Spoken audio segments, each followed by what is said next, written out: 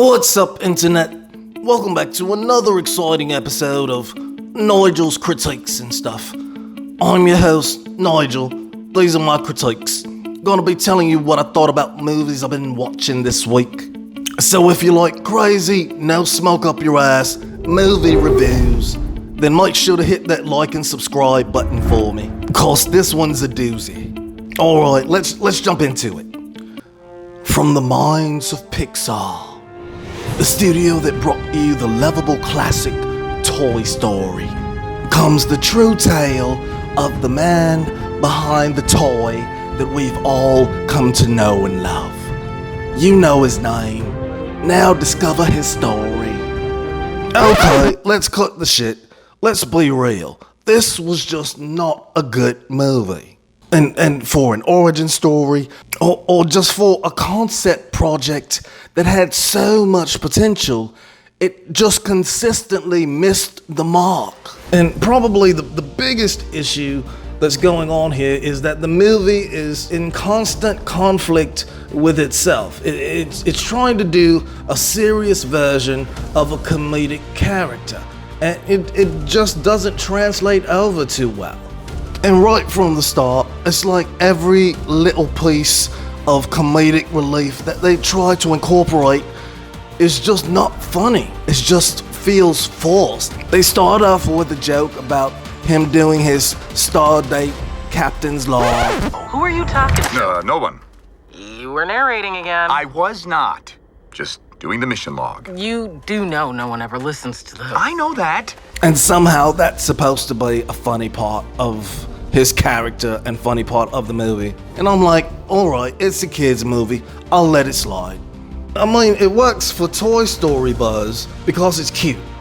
Not so much for serious real-life Buzz, though, because it doesn't make sense. I mean, why is he talking to his arm when he should really be talking to Space Command or someone else on the other end? Now he's just walking around looking like a loony person, narrating to his arm, and it's just not funny. And then they introduce the rookie Space Ranger, who's supposed to be another form of comedic relief. Hello? He's not funny. He's not cute. And somehow they keep referring to their ship as a turnip or something. Okay, which by the way is ginormous, and it does look like they're flying around space in a vegetable version of the Death Star. Okay, I'll give them that. And that's pretty much the consistent level of comedy that you're gonna get throughout the entire movie. You keep going along for the ride cause it's a Pixar movie, and you're like, okay, the jokes are gonna get a little better, a little fresher, but they never do. And even Taika Waititi, who's absolutely hilarious to me in everything that he's done, except for this movie, of course.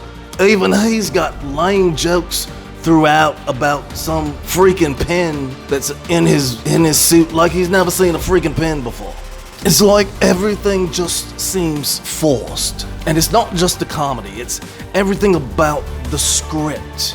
So Buzz ends up getting the entire crew stranded on this mysterious alien planet.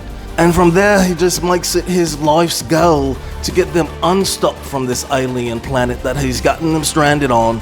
So he's testing out this super fuel that can hopefully get them into hyperspace. But every time he heads out into space to test out the new fuel, he jumps ahead in time by 4 years. So it's 4 years later by the time he returns from the mission.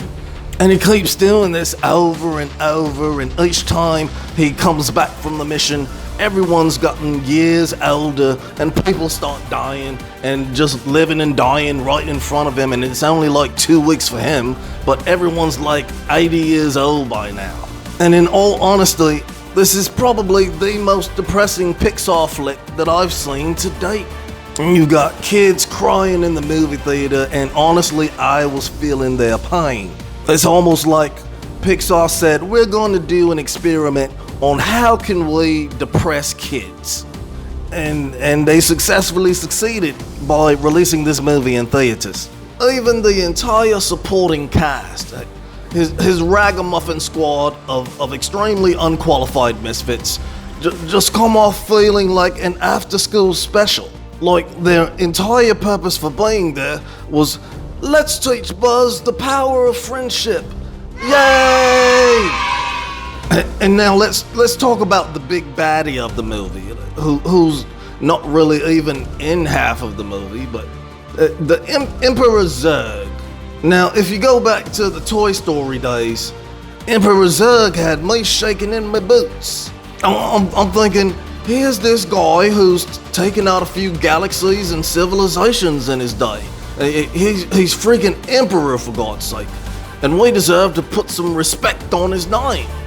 Come to find out, he's really just 80-year-old Buzz Lightyear in a frowny-faced robot getup, who's just a bitter old man who's still trying to go back in time and relive his glory days as a space ranger. And ultimately, it does appear that old man Zerg gets defeated and blown up and catapulted off into space or something. But this movie is really like all over the place, and we're spending most of the time trying to connect the dots of, bro, why are you so mad? The motivation when he starts out, he just wants to get everyone back home, and trust me, we get it. But after the first 30 or 40 years of living on this alien planet, everybody else has pretty much moved on except him. He's missed out on an entire lifetime with his best friend who went on and built a family and went to graduations and birthdays and had kids and whatnot. She got a chance to live a full life. And she dies, and then the new commander-in-chief comes in and to take her place, and immediately, first day on the job, he's like, nah bro, we good.